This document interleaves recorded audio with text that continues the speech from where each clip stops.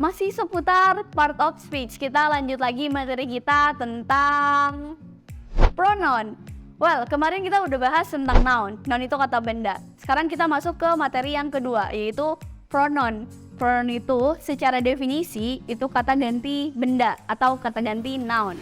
Secara jenis atau tipenya itu sebenarnya banyak. Tapi secara garis besar kalian bisa lihat bukan tabel ya. Kalian bisa lihat tulisan di sini. Kalau dia jadi subjek, itu biasanya pronounnya itu I, you, we, they, she, he, sama it. Kalau dia jadi objek, itu biasanya me, your, me, you, us, them, terus juga her, him, sama it. Kalau dia jadi possessive adjective, itu biasanya ada my, your, our, their, terus juga her, his, its. Tapi kalau dia jadi possessive adjective, kalian jangan lupa tambahin noun di belakangnya. Contohnya aku bilang their opinion. Opinion kan noun ya. Their opinion. Terus juga my book, your guitar. Nah, kayak gitu. Jadi harus ada nounnya. Terus kalau misalkan possessive pronoun, itu dia biasanya di akhir. Contohnya ini kata-katanya ada mine, ada yours, ours, theirs, terus juga ada hers, ada his.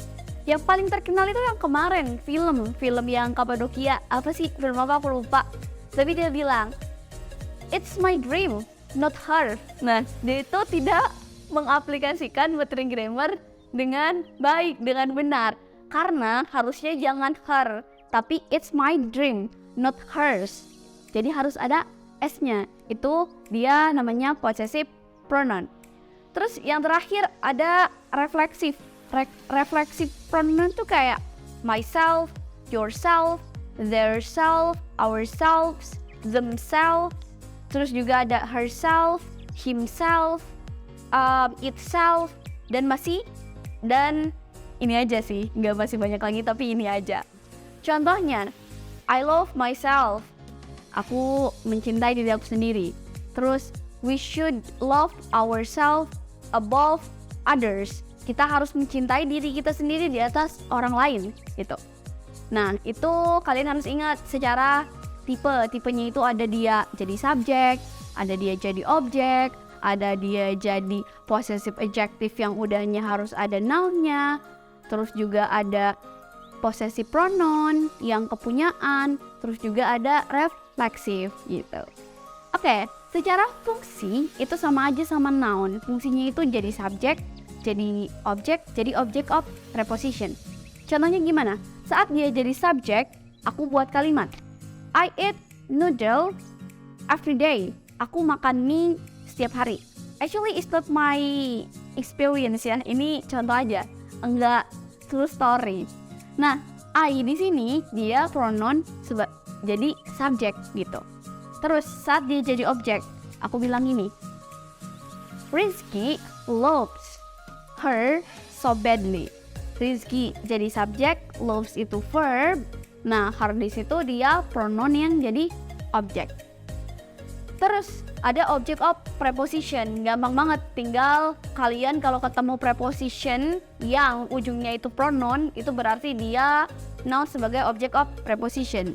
Contohnya, the guitar was bought by him. Nah, jadi gitar itu udah dibeli sama dia. By-nya itu preposition, him itu pronoun.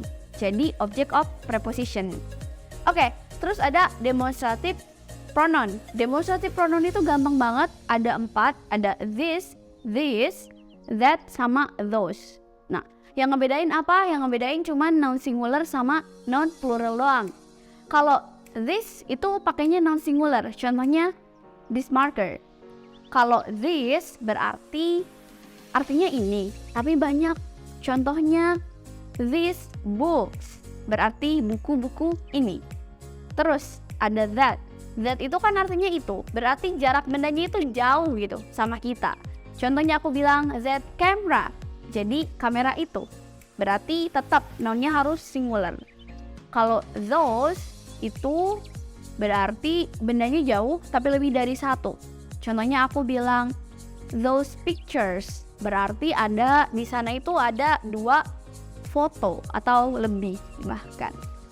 Oke, terus kita yang terakhir masuk ke indefinite pronoun. Indefinite pronoun itu dia bisa singular, bisa plural, bisa juga dua-duanya. Kalau dia yang singular tuh ada apa aja? Kalian bisa lihat ada anybody, everybody, nobody, anything, everything, nothing, etc. Itu masuk ke indefinite yang singular.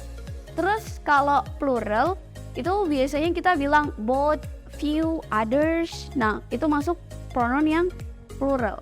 Kalau mau dua-duanya, singular bisa dan juga plural bisa, itu ada all, any, more, sama most.